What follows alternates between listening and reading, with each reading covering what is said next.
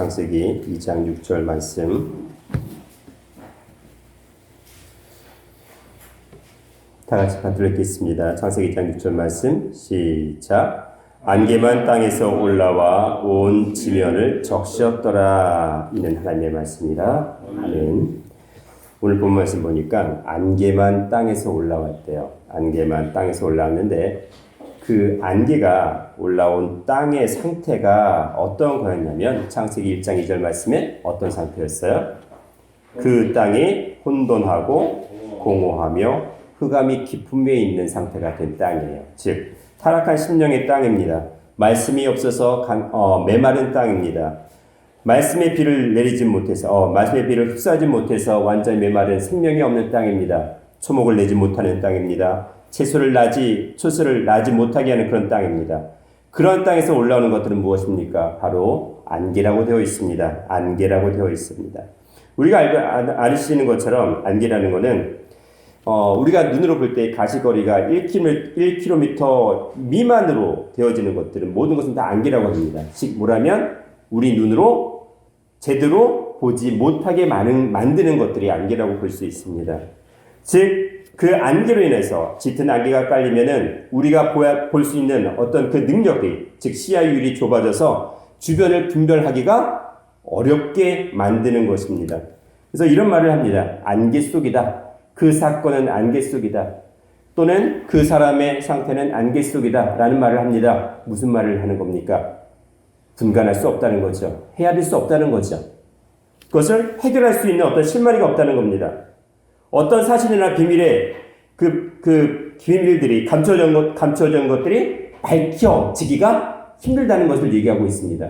안개 속이라는 말은 그런 말을 의미하고 사용하는 것처럼 오늘 본문 속에서 하시는 말씀은 무엇이냐면 그 땅에서 올라온 안개라고 말씀을 하고 있습니다. 자, 그러면 제가 좀 전에 말씀드린 것처럼 공허와 혼돈과 흑암이 깊음에 있는 그러한 심령 위에서 그 심령 가운데서 나오는 그런 안개는 무엇을 얘기하고 있을까요? 성경에서는 그 안개에 대해서 여러 가지를 얘기합니다. 여기서 말씀하시는 안개라는 히브리어 자체가 에드라고 해요. 에드라고 하는데 이건 뿌옇게 되어지는 걸 얘기합니다.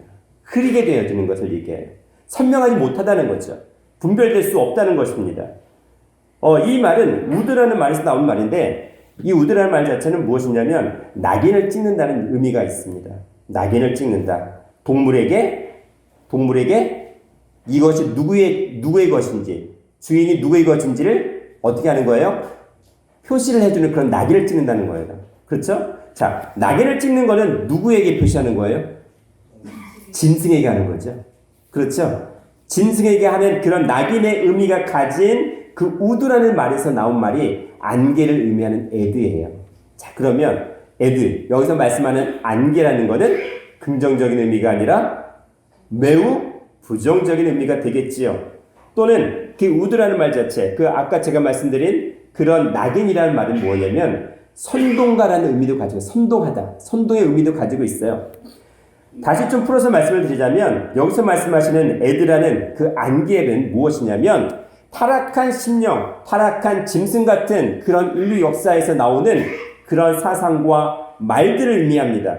그런 사상과 말로 인해서 하나님의 말씀을 온전히 깨닫지 못하게 하고 분별하지 못하게 하고 선악을 분별하지 못하게 하는 그런 모든 행위와 말들과 일들을 얘기하는 것이 바로 안개라고 얘기를 하고 있습니다. 그래서 조금 전에 말씀드린 혼돈과 공허와 흑암의 그 모든 것들의 결정체로 나와지는 그런 말과 행위 자체가 바로 안개입니다. 여기서 상징하는 안개가 그것을 의미하고 있다는 겁니다. 땅에서 올라온 겁니다. 땅에서 올라온 것이 선한 것이 나올 수가 없다는 것을 얘기하고 있습니다. 자, 분명히 안개라는 것도 수증기가 연결돼서 나오는 것들인데 우리가 신명기 32장 2절 말씀에 하나님의 말씀을 뭐라고 비유했습니까? 하늘에서 내리는 이슬. 이슬이라는 결정체로 봤을 때는 안개나 이슬이나 별 차이점이 없어요. 물이에요. 똑같은 수증기 같은 결정체예요. 그런데 하늘에서 내려오는 그 이슬과 같은 모든 비의 어떤 특성들은 말씀으로 비유하고 있는데 땅에서 올라오는 안개는 무엇이에요? 타락한 존재들, 또한 사람, 짐승 같은 존재들의 그러한 사상과 말이라는 거예요. 땅에서 올라온 것과 하늘에서 내려온 것에 근본적인 차이가 있다는 겁니다. 소속 자체가 땅이냐, 소속 자체가 하늘이냐에 따라서 근본적으로 출발이 달라지고 결론이 달라지는 것을 말씀하고 있습니다. 시편 50편 23절에 시편 50편에 이렇게 시편 50편 20절에 이런 말씀을 하고 있습니다. 존귀의 전하 깨닫지 못하는 자는 짐승과 같다라고 되어 있습니다. 존귀의 하나님의 형상으로서 하나님의 말씀을 받은 존재가 그 말씀을 잃어버리고 분별하지 못합니다. 깨닫지 못한다는 것은 분별하지 못한다는 거예요. 선악을 분별하지 못해서 아담처럼 타락했던 그러한 존재들, 에덴 밖으로 쫓겨났던 그런 모든 존재들은 깨닫지 못함으로 말미암아 짐승과 같은 존재로 타락을 했다라고 얘기를 하고 있습니다.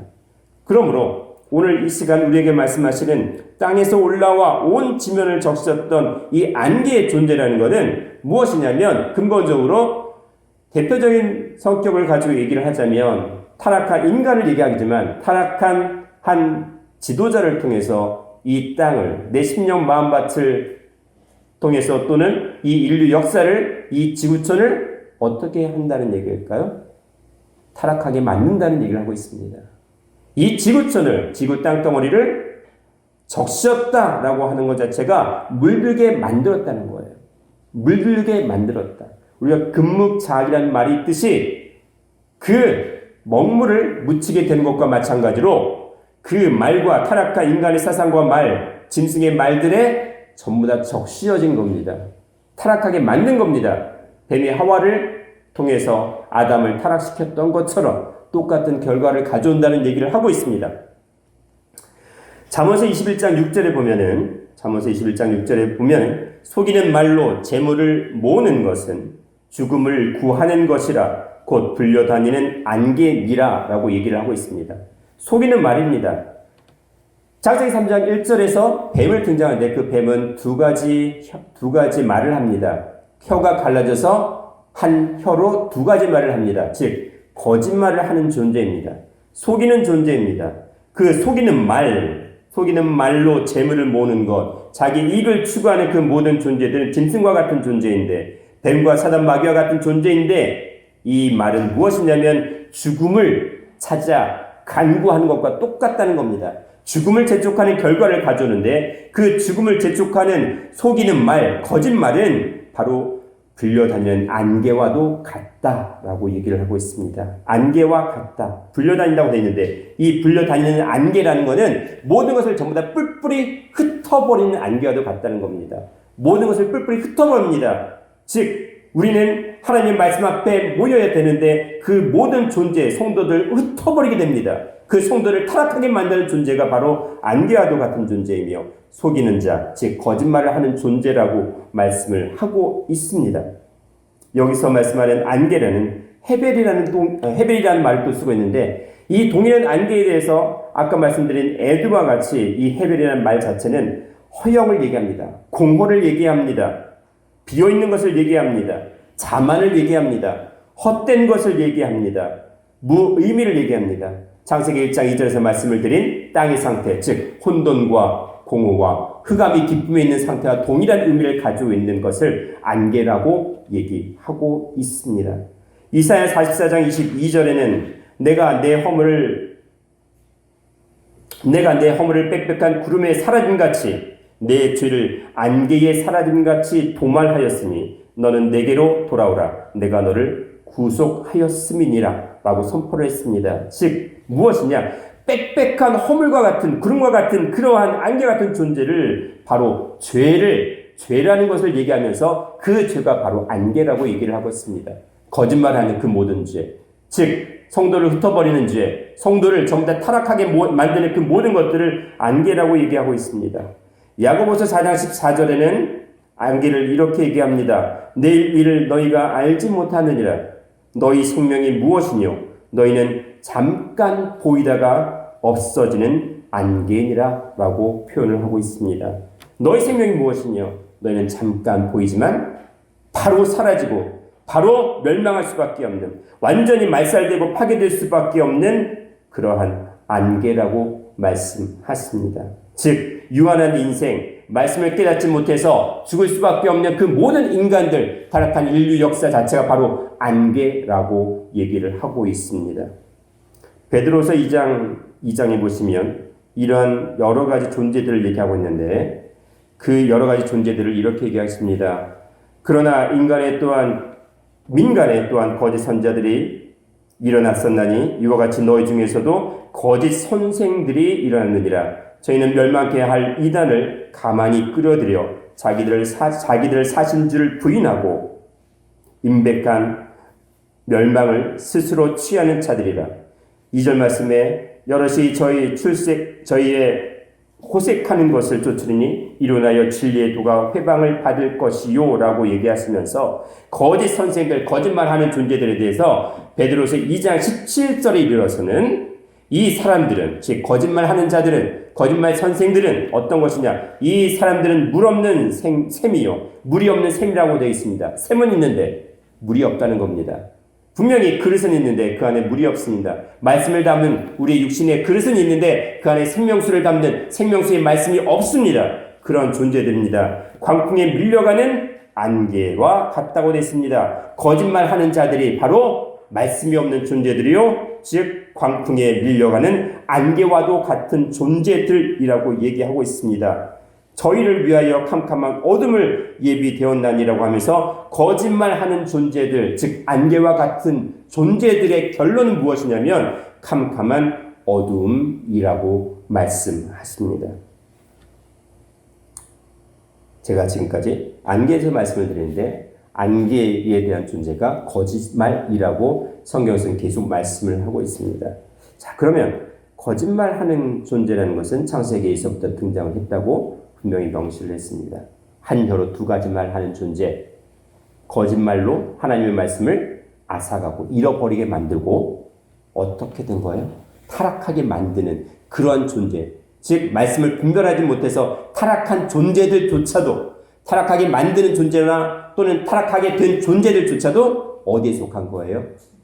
어둠에 속해서 안개와도 같은 존재라고 말씀을 하시는 겁니다. 요한계시록에 보면은 요한계시록 9장을 잠깐 보겠습니다. 요한계시록 9장 1절부터 3절 말씀을 잠깐 보겠습니다.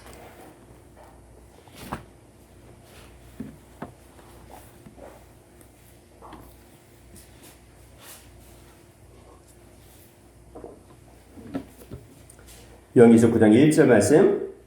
다섯째 천사가 나팔 불매 내가 보니 하늘에서 땅에 떨어진 별 하나가 있는데 저가 무정행이 열쇠를 받았더라. 자, 하늘에서 어디로 떨어졌어요? 땅으로 떨어진 존재가 있는데 별 하나라고 되어 있습니다. 즉 천상의 존재였지만 타락한 존재를 가리킵니다. 좀 더 구체적으로 말씀을 드려서 천상의 존재, 즉 하늘에 속한 존재, 하나님의 말씀을 깨닫고 하나님의 말씀을 선포하는 지도자와 같은 그러한 종교 지도자와 같은 그런 존재를 가리킵니다. 근데 타락을 했습니다. 땅으로 떨어졌습니다.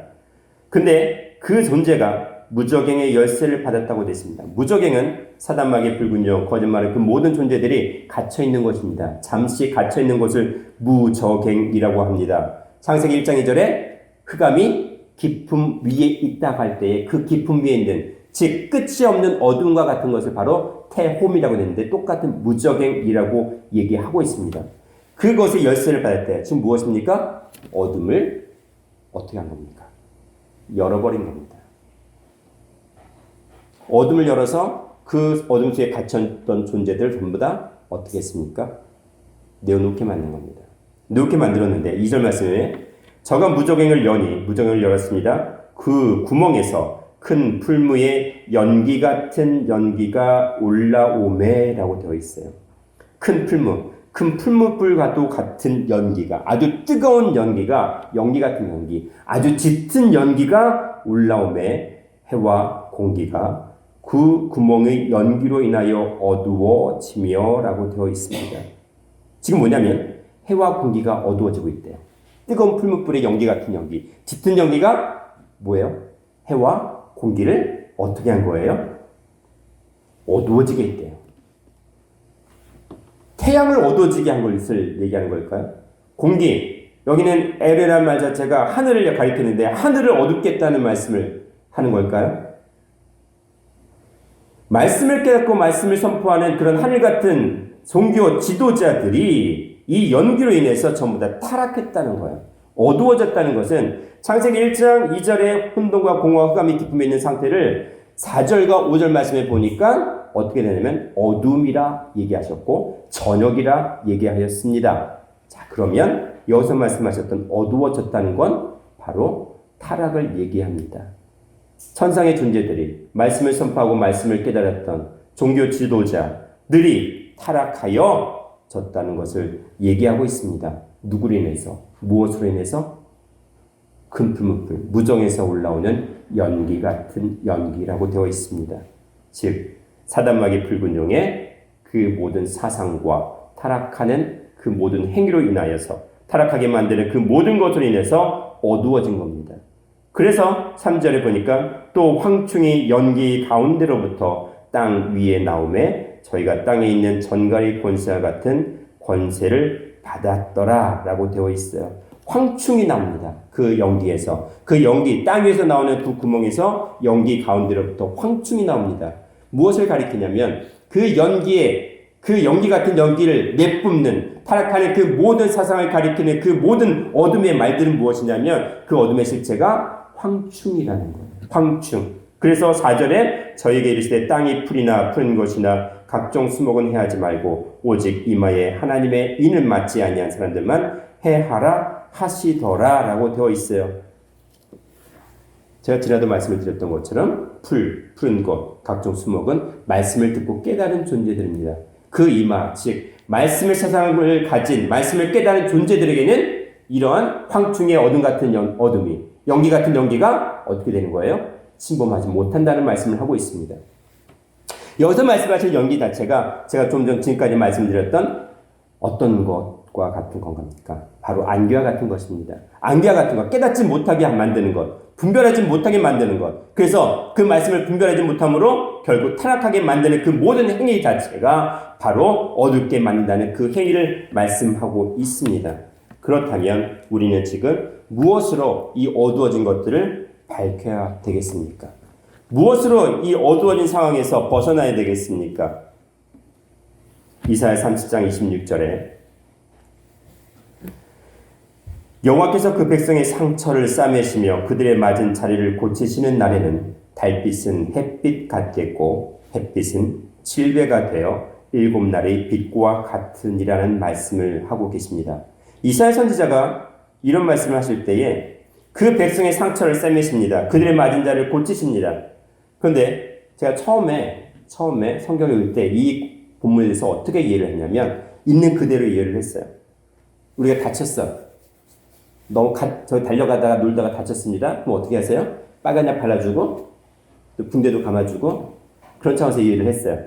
그런데 그 뒤에 말씀이 있습니다. 그 날에는 즉 고치시는 이런 우리 상처를 싸매시고 맞은 자리를 고치시는 그 날에는 달빛은 햇빛 같겠고라고 되어 있어요. 그래서 이거는 그냥 보이는 상처를 싸매시며 우리를 붕대에 감아주시는 그런 얘기를 하시는 게 아니라는 거죠. 자, 달빛은 햇빛 같겠대요. 달빛이 햇빛 같아져요. 어떻게 된다는 거예요? 원래 달은 빛을 발할 수가 없습니다. 달은 저녁에서만 달로 인식이 돼요. 저녁에만. 그렇죠? 달빛이라는 건 저녁에만 인식이 되는데 그것도 달이 스스로 발하는 그런 빛이 아니라 햇빛을 반사시켜서 발산하는 빛이에요. 그렇죠? 그래서 우리 창세기 1장에 보시면은 창세기 1장 16절 17절을 보시면 이렇게 되어 있죠. 하나님이 두 큰 광명을 만드사 큰 광명으로 낮을 주관하게 하시고 작은 광명으로 밤을 주관하게 하시며 또 별들을 만드시고 하나님이 그것들을 하늘의 궁창에 두어 땅에 비추게 하시며 라고 되어 있어요. 작은 광명이 무엇이에요? 달이고 큰 광명이 햇빛이에요. 작은 광명은 밤을 주관한다고 되어 있어요. 근데 밤을 주관했던 그 달빛이 햇빛 같겠고라는 거예요. 달빛이 햇빛 같겠고. 어떤 말씀일까요? 달빛이 햇빛 같습니다.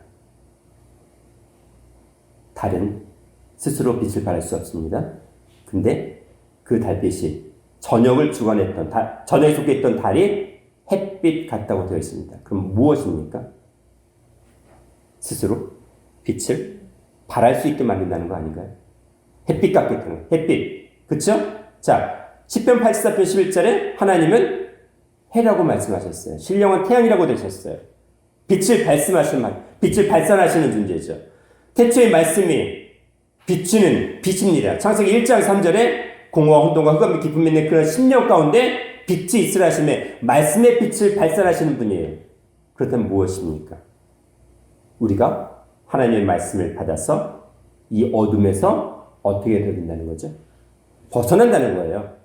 저녁을 주관했던 그런 존재였지만 이제는 무엇입니까? 낮을 주관하는 그런 햇빛 같은 존재로 만드시겠다는 거죠. 그것이 바로 우리가 받은 상처를 싸매고 맞은 다리를 고치시는 날이라고 되어 있습니다.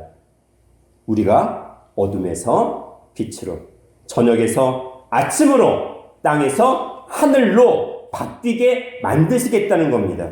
그런데 그 빛은 무엇이냐면 그 햇빛은 7배가 된대요. 7배가 된대요. 아니, 햇빛이 달빛의 7배가 된다는 말씀인가요? 달빛의 7배가 된다는 말씀인가요? 아니면 햇빛 자체가 또 7배가 된다는 말씀이에요? 그러면서 7날의 빛과 같은 이라고 말씀하셨습니다. 무엇을 말씀하시는 걸까요? 제가 지난 주일날 설교 말씀을 통해서 잠시 암시했던 것처럼 햇빛은 무엇입니까? 하나님의 말씀의 빛입니다. 근데 그 말씀의 빛을 통해서 창세기 9장에서 말씀하셨던 것이 내 무지개를 어디에 두셨다? 구름 속에 두었다고 하신 것이 그것이 요한계시록 10장 1절부터 4절까지 성취가 되었어요. 힘센 다른 천사가 나타납니다. 그 머리에는 무엇이 있습니까? 무지개가 있습니다. 얼굴은 뭐같이 빛난다고 되어 있죠? 해같이 빛난다고 되어 있어요.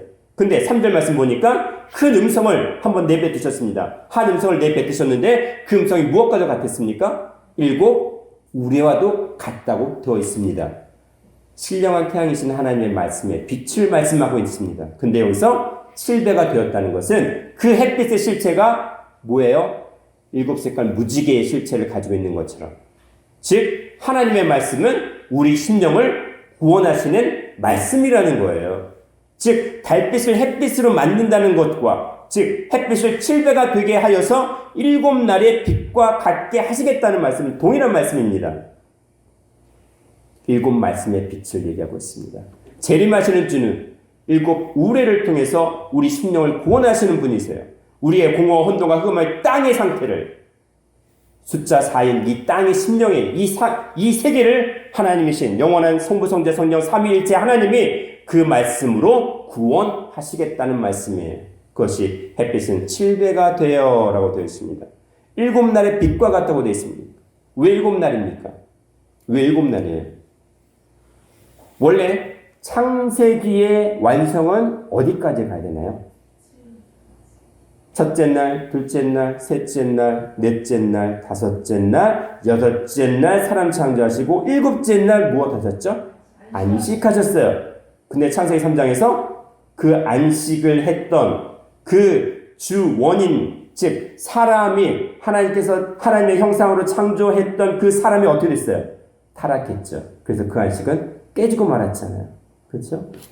그래서 여기서 말씀은 7날의 빛이라는 것은 하나님께서 가라사대 말씀으로 모든 천지만물을 창조하셨잖아요. 그렇죠? 7날의 빛이라는 것은 안식을 얘기하는 거예요. 안식했던 7째 날을 말씀하시는 거예요. 그 안식과 같다는 거죠. 안식하는 7째 날과도 같다는 거죠. 햇빛이 7배가 되었을 때. 즉 무엇입니까? 그 말씀의 빛이 우리가 아멘함으로 말미암아 빛이 있으라 하심에 빛이 있었고가 되었을 때에 하나님께서 안식할 때에 우리의 구속사는 완성이 되어지는 겁니다. 그래서 7월 10일은 대속죄일이라고 하셨고 안식일 중에 안식일, 즉 큰 안식일이라고 말씀하였던 그 원리와도 같습니다. 시편 119편 164절에 주의 의로운 규례를 인하여 즉 주의 말씀을 인하여 내가 하루 7번씩 주를 찬양하나이다 라고 하셨습니다. 주의 말씀, 아버지의 말씀으로 인하여 내가 하루 7번씩 찬양을 한대요. 7번씩 하루라는 말을 하는데 하루에 7번씩 찬양을 한대요. 주의 말씀으로 인해서. 주의 말씀으로 인해서 내가 하루 7번씩 주를 찬양합니다. 하루라고 말씀했습니다. 하루는 무엇입니까? 창세기 1장 5절에 저녁이 아침이 되는 게 하루라고 되어 있어요. 저녁이 아침이 되는 것. 즉 어둠이 빛으로 되는 것. 땅이 하늘 되는 것이 하루입니다. 근데 7번 찬양한대요. 왜요? 그렇죠. 땅이 동서남북 사가 뭐로? 성부 성자 성령 하나님의 존재, 하나님의 아들의 된 존재가 되는 것. 땅이 하늘이 되는 것이 무엇입니까? 그것이 바로 하루잖아요. 그렇죠? 그러니까 7번 찬양한다는 개념은 뭐냐면 하나님 내 안에 계실 때 내 자신이 온전히 구원받을 수 있다는 거죠. 말씀이 내 안에 머물 때에 나는 온전히 구원받을 수 있다는 거예요. 내 심령 마음판에 말씀이 새겨질 때에 내가 온전히 하늘이 되고 그리고 온전한 빛이 되어진다는 것을 말씀하고 있습니다. 그래서 7번이라는 말씀을 계속하고 있는 거예요. 그래서 시편 119편 동일한 장입니다. 시편 119편 130절에 이 말씀을 약간 풀어서 말씀하신 것 같습니다. 주의 말씀을 열무로 우둔한 자에게 비추어 깨닫게 하나이다 라고 되어 있습니다. 주의 말씀을 엽니다. 연다는 게 뭘까요? 연다는 게 여기서 페타우라는 연다는 말이 있는데 이 말씀은요 주의 말씀을 내 마음 심령판에 새긴다는 거예요. 새긴다는 거예요. 말씀을 내 심령 마음판에 새긴다는 거예요. 그것이 연다는 거예요. 주의 말씀을 내 마음판에 새김으로 말미암아 우둔한 자에게 뭐예요? 우둔한 자는 거는 분별하지 못하는 자예요. 안개와 같은 존재예요. 선악을 깨닫지 못하는 거예요. 선을 취하고 악을 버리는데 깨닫지 못하고 분별하지 못함으로 말미암아 어떻게 됐어요? 선악과를 먹은 존재들이에요. 말씀을 내 마음판에 새길 때에 내 어두운 존재들이 안개와 같은 내 삶이 어떻게 된다는 겁니까? 비추어서 깨닫게 하나이다. 비춘다. 창세기 1장 3절에 빛이 있으라는 빛의 오르라는 동일한 히브리어를 쓰고 있어요. 말씀의 빛이에요. 말씀의 빛이요 깨닫게 하나이다 라고 되어 있습니다. 우리가 땅에서 올라온 안개와 같은 존재로 타락했습니다. 우리 심령이 그 타락으로 해서 우리 스스로도 우리 삶에 있어서 말과 행위 자체가 무엇이 됐어요? 안개가 됐어요. 그렇잖아요. 나도 못 보고 다른 사람도 못 보게 하는 거예요. 나도 말씀을 분별하지 못하고 다른 사람들조차도 말씀을 분별하지 못하게 만드는 안개와 같은 존재들이 되어진 겁니다. 근데 어떻게 됐어요? 하나님의 말씀이 내 안에 새겨짐으로 말씀의 빛이 있으라 하심에 비추심으로 말미암아 어떻게 됐습니까? 깨닫게 하셨다는 거예요. 깨닫게 하셨다는 거예요. 그러면은 우리는 안개가 되어진 겁니까? 또는 빛이 되어진 겁니까? 빛이 되어진 거예요. 그러면 이제는 땅에서 올라온 안개가 아니라 우리는 어떻게 된 거예요? 하늘에서 내리는 비와 같은 존재예요. 하늘에서 비추는 빛과도 같은 존재예요. 차원의 수속이 달라진 겁니다. 그래서 땅에서 안개가 올라왔다고 계속 얘기를 하시는 겁니다. 고린도전서 13장 12절에 우리는 이제는 거울을 보는 것과 같이 힘이 하나라고 되어 있어요. 우리가 지금 거울을 보시면요, 이 당시의 거울하고 지금 우리가 생각하는 거울하고 전혀 달라요. 좀 어떤 걸 생각하시면 좋을 것 같냐면 옛날 유적에서 발굴된 거 보면 청동 거울이 있죠. 청동으로 만든 거울이 있어요. 그냥 비치잖아요. 그럼 제대로 비춰지나요? 안 비춰지나요? 근데 그것도 거울인 거예요. 없는 것보다 훨씬 낫잖아요. 그렇죠? 그런데 그게 선명하게 보일까요? 아니면 희미하게 보일까요? 희미하게 보이죠. 선명하지 못한 거죠. 말씀을 분별할 수 있다는 걸 분별하지 못한다는 거예요. 선명하게 분별하지 못한다는 것을 얘기하고 있어요. 지금 우리는 거울을 보는 것 같이 희미하다. 이 거울을 보는 것 같이 희미하다는 건 뭐냐면 여기서 11절에는 어린아이 같은 심령이에요. 아주 젖을 먹는 단계의 그런 말씀을 제대로 분별하지 못하는 어린아이 같은 존재를 얘기해요. 그런 희미한 존재를 얘기해요. 안개와도 같은 존재를 얘기합니다. 말씀을 깨닫지 못하는 존재, 제대로 선악을 분별하지 못하는 존재를 얘기합니다. 그러나 그때에는, 즉 마지막 때에는 마지막 때 오시는 마지막 아담의 말씀인 마지막 아버지의 말씀이 우리가 말씀을 만날 때에는 그 말씀을 들을 때에는 얼굴과 얼굴을 대하여 볼 것이요 라고 되어 있습니다. 그럼 누구 얼굴을 보는 거죠? 각자 내 얼굴 보는 건가요? 각자 우리가 우리 얼굴 보는 건가요?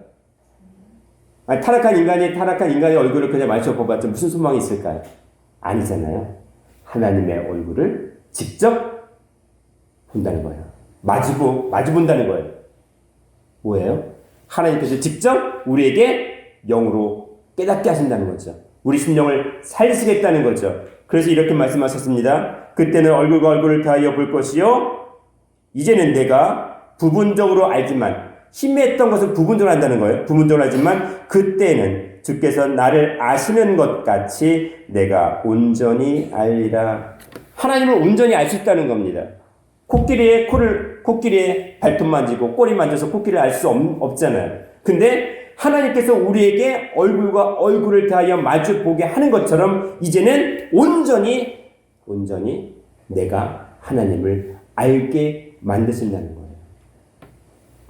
그러니까 하나님을 온전히 알면 무슨 이득이 있을까요? 무엇이죠? 제가 조금 전에 말씀을 드렸던 것처럼 희미한 게 아니에요. 이제는 내 안에 말씀이 온전히 새겨져서 하나님이 내 안에 말씀으로 임재하셔서 누가 깨닫게 하는 게 아니라 내 안에 하나님이 함께 하심으로 하나님 그분의 심정을 우리가 즉시 알고 깨닫는, 우리가 부모의 심정을 다 알 수 없지만 자식을 낳고 키우다 보면 그 심정을 조금 더 알 수 있는 것처럼 이제는 온전한 아버지의 심정으로 이 말씀을 보게 되고 말씀을 온전히 깨달아 알아서 우리가 죽음에 이르는 결론이 아니라 영원한 생명에 이르는 결론으로 이르게 하시겠다는 겁니다. 그래서 예수님께서 십자가상에서 7 말씀으로 이 세상의 모든 구속사를 완성하는 길을 열어 놓으셨던 겁니다. 이제는 땅에서 올라온 안개와도 같은 그러한 땅의 상태가 아니라, 그러한 타락한 심령이 아니라 하늘에 속한 존재가 되어서 신령한 비를 내리고 신령한 빛을 발하는 모든 성도들이 되기를 축원하겠습니다. 기도합니다.